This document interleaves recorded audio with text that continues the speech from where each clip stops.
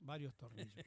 Vamos a hacer para finalizar este último bloque, vamos a referirnos puntualmente al Caribe, porque recién lo tocamos, pero lo tocamos así por arriba y me fui para dar un panorama general sobre el tema del narcotráfico, que es un fenómeno que realmente está presente en Latinoamérica y está presente en Estados Unidos, pero sin perjuicio de eso, la decisión del gobierno de Estados Unidos pone una atención muy particular en los métodos, y en este caso tenemos que decir de que esos métodos han generado inclusive un rechazo de algunos aliados históricos de Estados Unidos, como son Inglaterra y Francia. Ambos países, en el caso particular de Inglaterra, anunció que dejaba de compartir inteligencia estratégica con Estados Unidos en relación a la situación en el Caribe.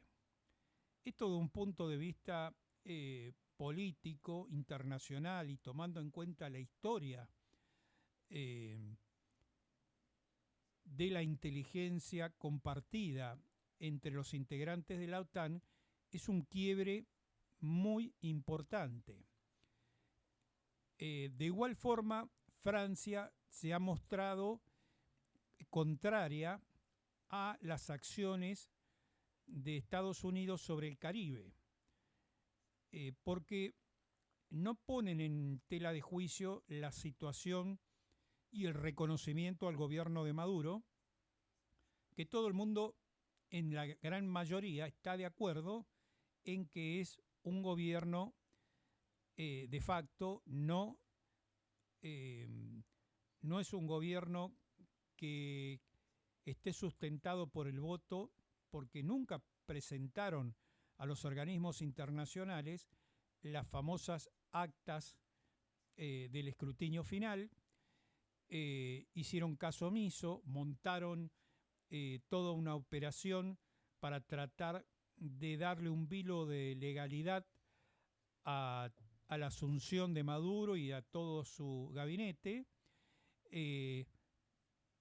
donde le impusieron a la propia justicia de Venezuela, que responde a Maduro, que hiciera todo desde el punto de vista legal, digamos en forma particular. Se hicieron todas las actas, se hizo todo, pero nunca se acompañaron las actas del escrutinio final. Esas actas, las actas que partidarios del presidente electo, Urrutia, robaron de los distintos lugares de votación con la ayuda de muchos militares que estaban afectados a la custodia, están hoy en Panamá, en el Banco Central de Panamá. En algún momento, supuestamente, esas actas van a ser puestas a disposición del mundo, es lo que dijeron. Se han mostrado las copias de las actas, no así los originales, pero se sabe de muy buena fuente que esas actas existen y están guardadas en Panamá. Ahora, como dijimos anteriormente, la situación de la calificación de narcos al gobierno de Venezuela es una cuestión. La otra es la utilización de medios técnicos militares en forma, se puede decir, sin sustento legal internacional,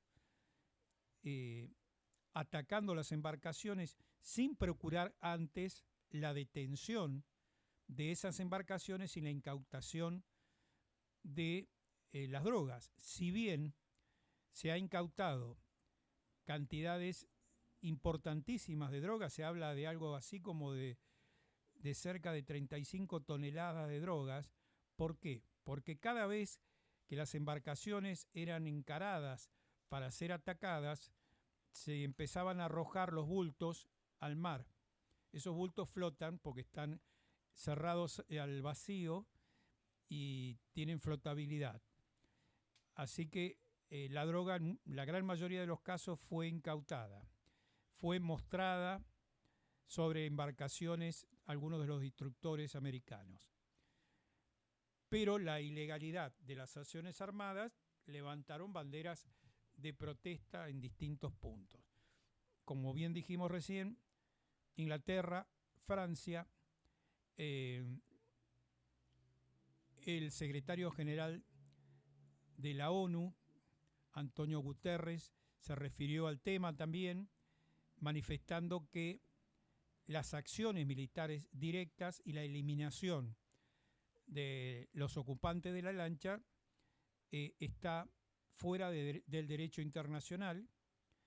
El presidente Boric de Chile, en el mismo sentido, se refirió al tema sin hacer alusión particular de Estados Unidos. Dijo que cualquier acción llevada adelante que esté fuera del marco de la ley, sin lugar a dudas, merece repudio o por lo menos merece que las distintas naciones democráticas del mundo hagan saber su malestar por ello, y que la opción es la utilización de los medios legales internacionales, el Tribunal Penal Internacional, en este caso, para llevar adelante acciones directas sobre los responsables del tráfico, en este caso con características internacionales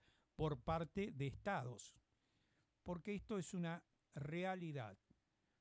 Tenemos estados que están participando en el narcotráfico y no podemos separar una cosa de la otra, porque si no estaríamos entrando en el mismo juego que llevó a muchos países de Latinoamérica a querer contrarrestar acciones armadas revolucionarias fuera de la ley.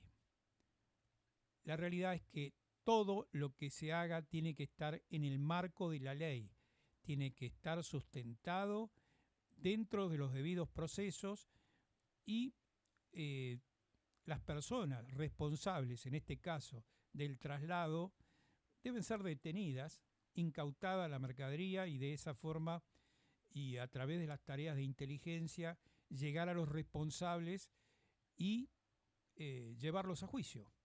No directamente matarlos o darlos de baja como se utiliza en la jerga del narcotráfico o como han utilizado grupos paramilitares en Colombia, en el Perú, en distintos países, en El Salvador y en distintos países de Latinoamérica, que directamente han entrado o han salido a matar a los narcos, alejándose de las normas jurídicas. Los dichos de Claudia Sheinbaum, la presidenta de México, fueron tomados por muchos de mala manera, porque ella habló de que no estaba de acuerdo con combatir al narcotráfico de la manera que Estados Unidos lo estaba haciendo, y habló de utilizar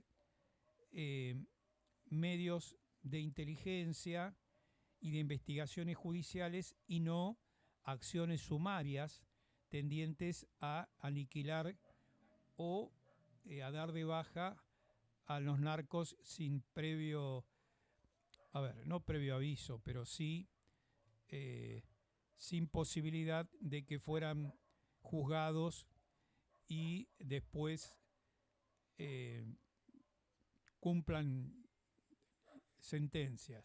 En su visión y su forma de expresarlo generó de algunos sectores múltiples cuestionamientos, acusándola de ser funcional a las bandas del narcotráfico, y en algunos casos el propio Trump manifestó que si bien Jeumann era una mujer eh, muy buena política y que trataba de llevar las cosas de su país bien, tenía mucho miedo sobre las acciones del narcotráfico en México y tenía mucho miedo del resurgimiento de la violencia generalizada, dado que hoy los carteles de Jalisco Nueva Generación y otros carteles menores están armados y en capacidad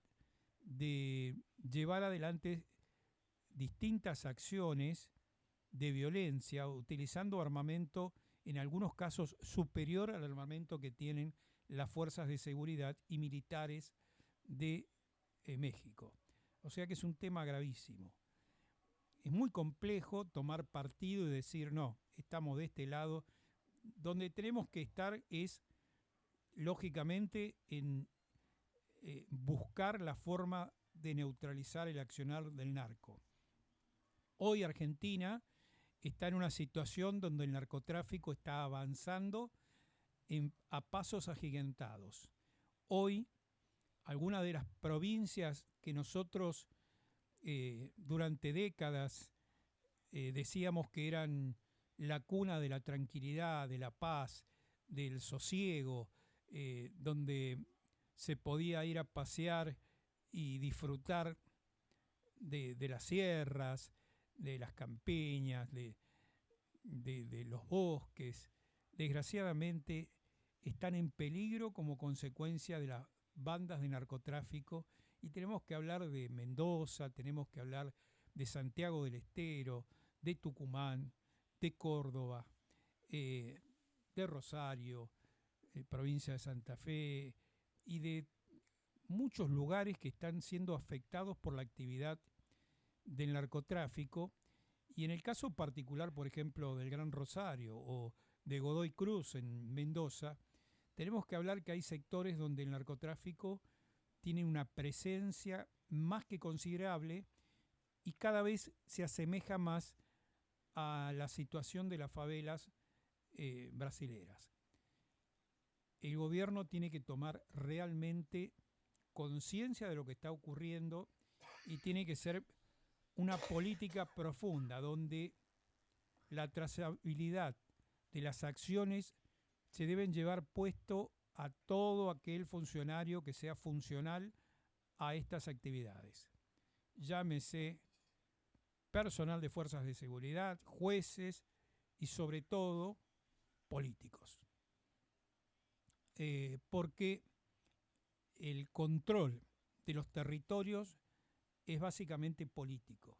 Y si los políticos permiten la permeabilidad dentro de esos territorios, el narco avanza.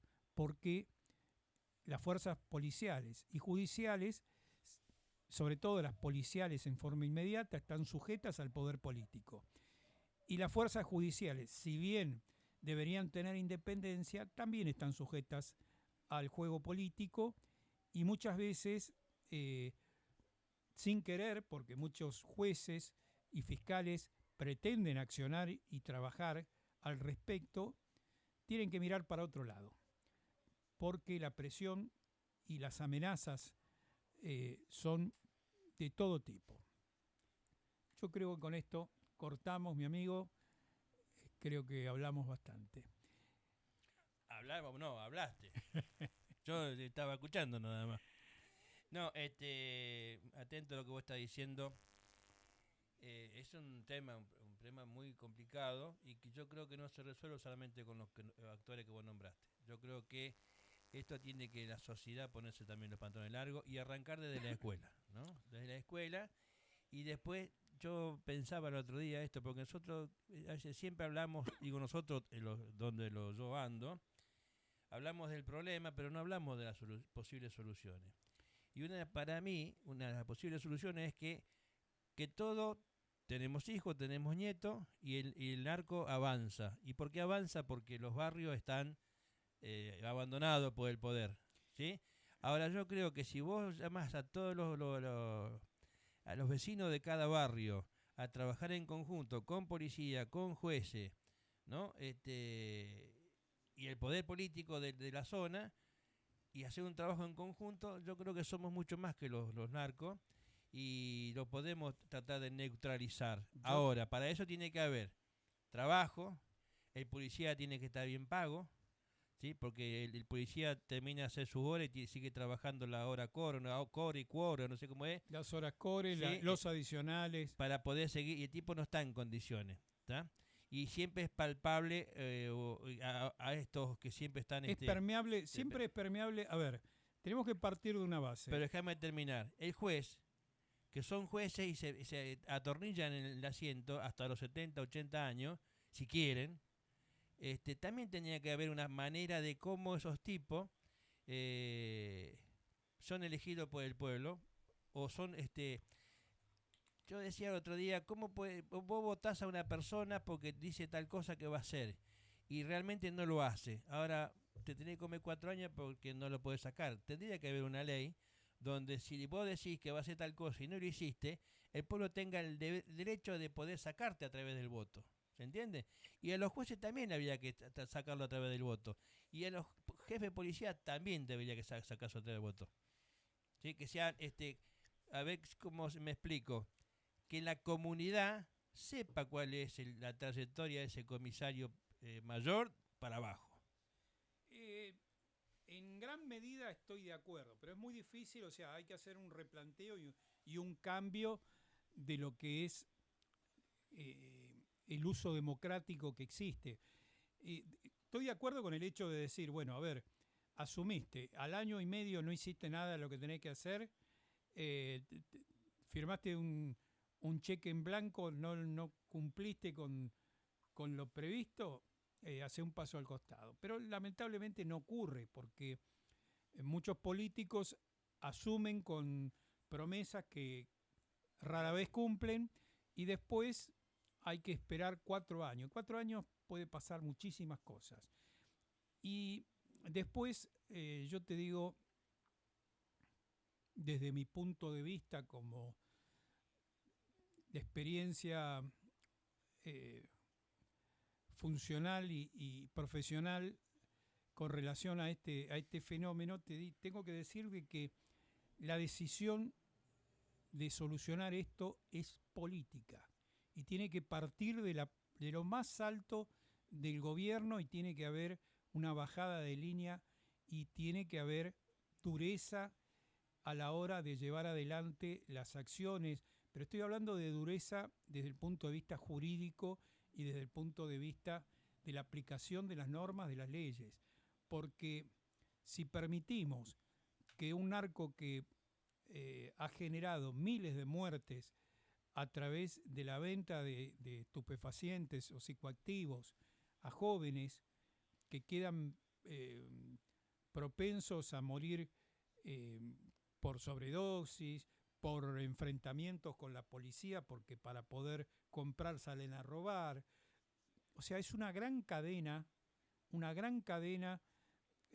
la que generan estos señores, mercaderes de la muerte, porque a través de la venta de estas sustancias alteran la psiquis de los jóvenes, de gente grande, pero son los menores. Y hoy la droga está presente en todos los estamentos. Sí, en todos los estamentos. Está presente entre los médicos, entre los abogados, entre los transportistas, entre profesores. Está en todos lados presente. Pero dentro de las fuerzas de seguridad hay una gran problemática con el consumo de sustancias psicoactivas, sobre todo aquellos jóvenes que, como bien decías hace un rato, cumplen un turno de 12 horas, duermen 2 horas y salen a cubrir un adicional de otras 8 horas o 12 horas. Ese individuo no sirve para nada. O sea, en la hora que tiene que tomar una resolución en un accionar profesional, porque tiene que intervenir, no tiene la capacidad ni está equilibrado psicológicamente para poder reaccionar adecuadamente. Y ahí también le podemos sumar al médico. Los que médicos, también es casi los calcado. médicos están pasando lo Ah. mismo. Yo conozco, he estado a cargo de la seguridad de varios nosocomios de importancia en la provincia y he podido ver médicos que están haciendo turnos de 24 horas, salen de un lado, se van a trabajar a un consultorio particular y esa gente está expuesta a la falta de descanso adecuado, están en las guardias 24 horas, es infrahumano. Claro. Porque Y decidir sobre la vida de una persona. Ese hombre, esa mujer, tienen que decidir en segundos, en minutos, sobre qué hacer para salvarle la vida a alguien, y muchas veces están bajo efectos de sustancias. No digo que sea la mayoría, hay algunos, inclusive hay algunos que consumen medicaciones psiquiátricas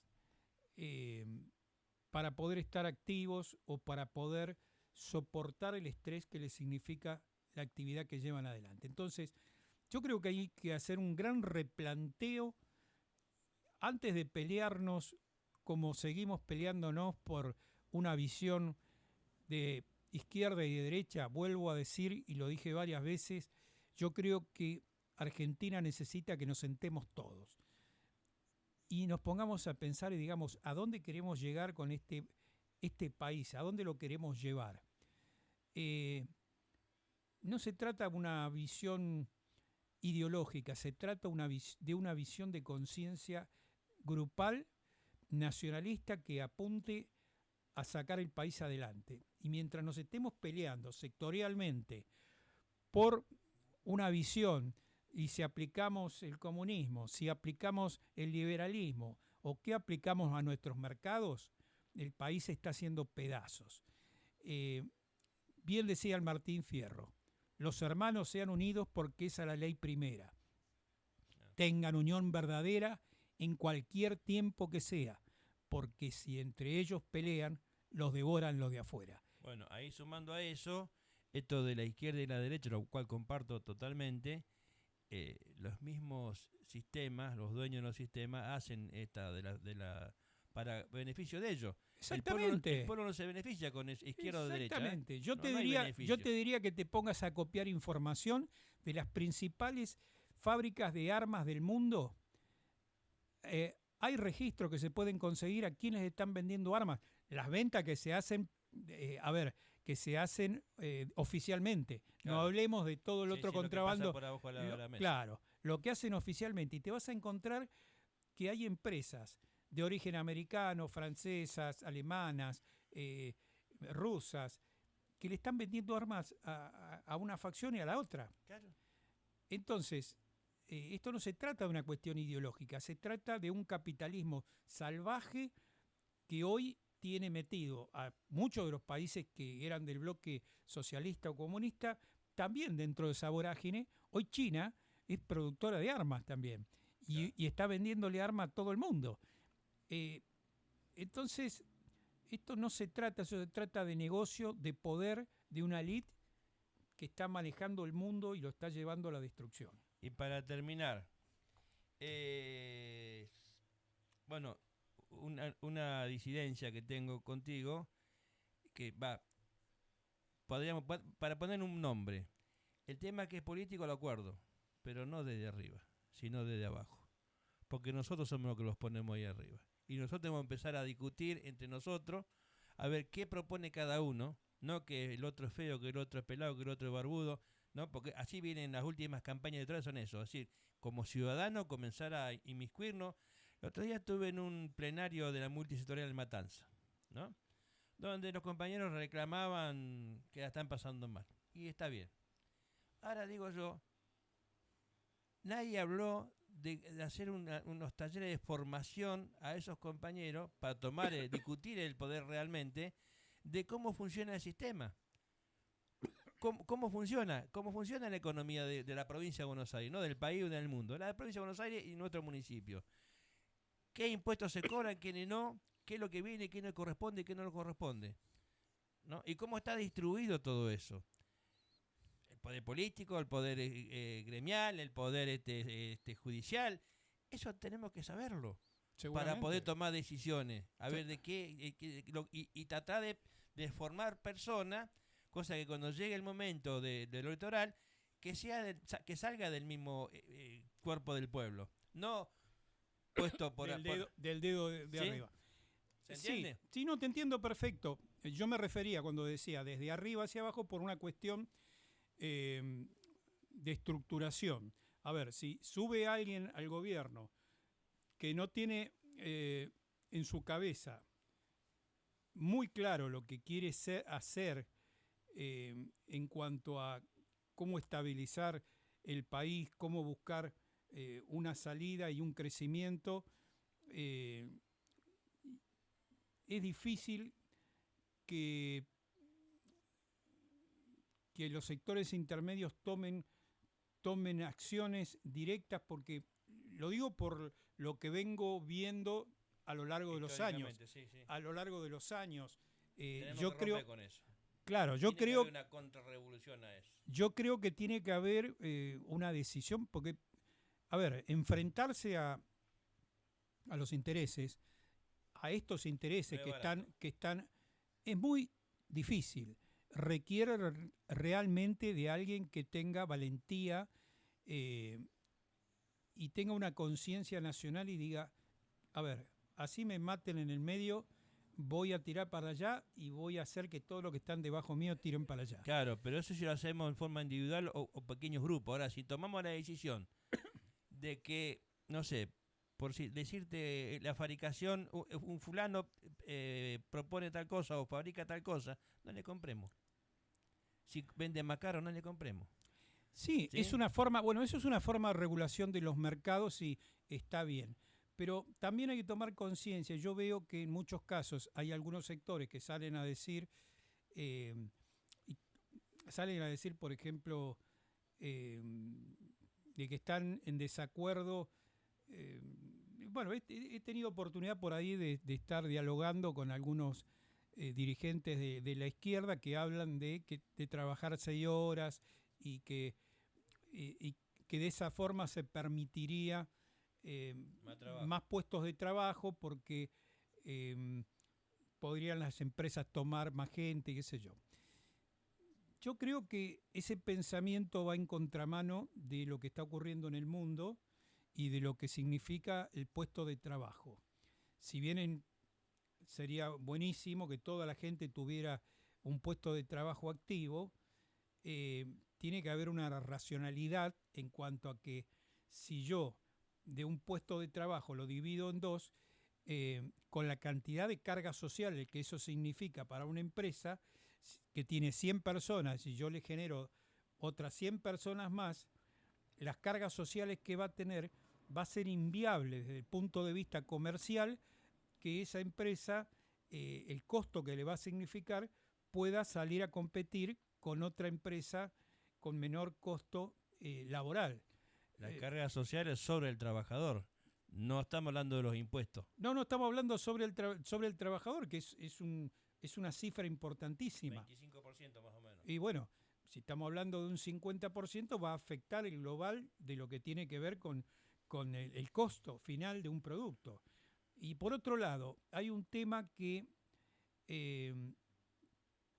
muchos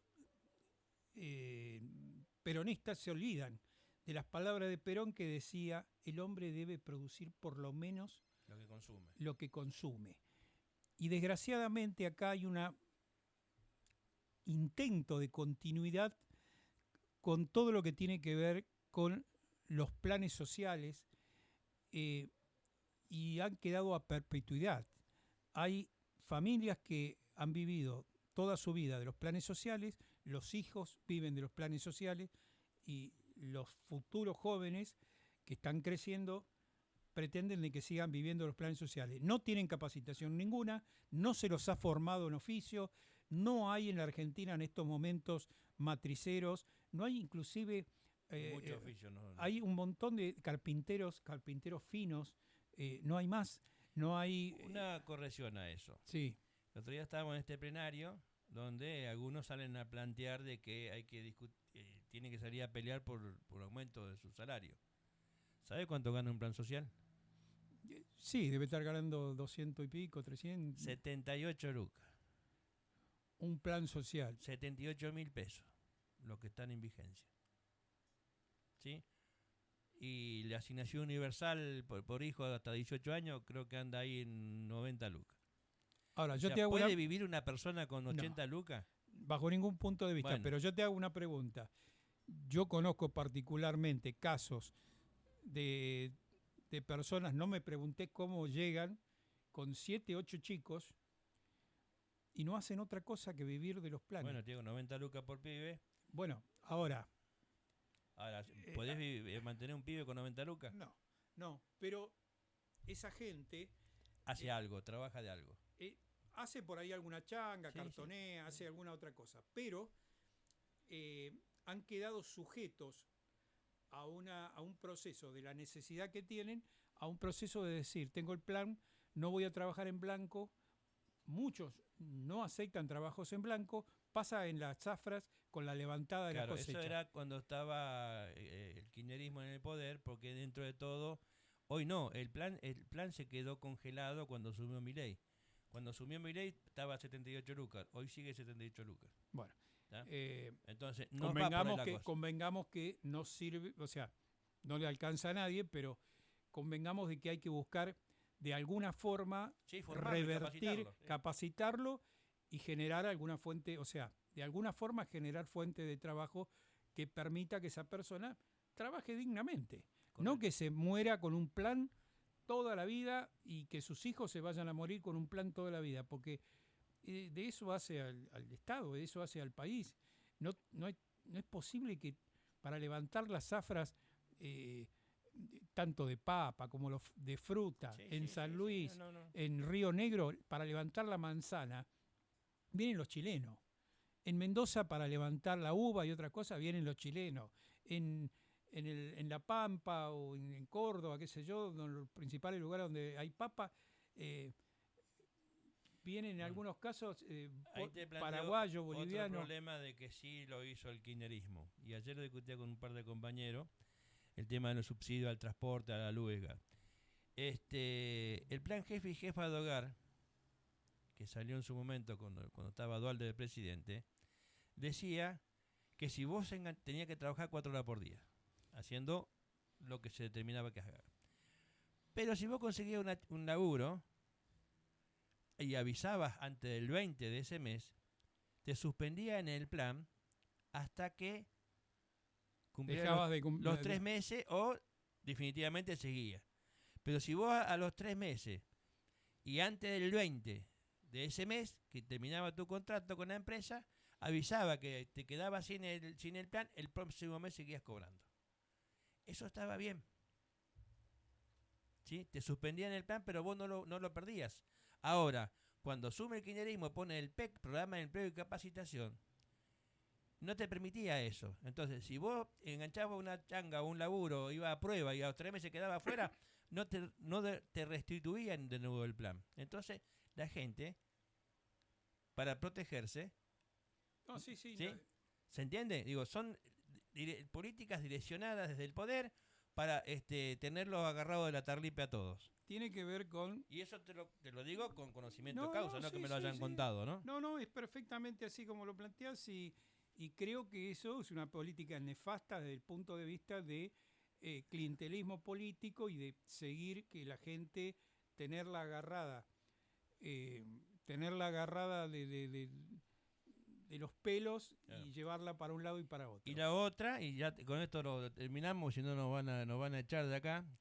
Ayer discutía con unos compañeros, yo era chico, trabajaba, y a mí no me pagaban, no había subsidio ni del transporte, ni de la luz, ni del gas, ni de nada. Pero vos discutías tu salario de acuerdo a lo que era para cubrir tus necesidades básicas, ¿sí? Cuando te impusieron, porque te impusieron el subsidio al transporte, a la luz, al gas, y etcétera, etcétera, ya no podías discutir tu salario, ¿sí? Porque eso era una parte de plata que llegaba a tu bolsillo, ¿no? Y después cuando eso se cortó, nadie dijo, le vamos a dar lo que perdieron. No, perdimos. Perdimos. ¿Tá? El tema de los subsidios es muy largo para analizar, pero todo Estado que genera tanta cantidad de subsidios, en realidad lo que está haciendo es regalando tu plata, la tuya, la mía, a las empresas en forma encubierta, por más que digan, le bajamos el boleto al ciudadano, pero la realidad que te la están cobrando por otro lado con un montón de cosas y te están engañando. A ver, básicamente nos están vendiendo espejitos de colores. Muy bien. Será hasta la semana Como próxima. decían, cuando bajaron de los barcos teníamos nosotros las tierras y ellos la Biblia, ¿no? Exacto. Y Nos cerraron los ojos. nos dieron la Biblia por la cabeza y se quedaron con las tierras. Nos vemos el jueves, Dios mediante. Chau, chau. Chau.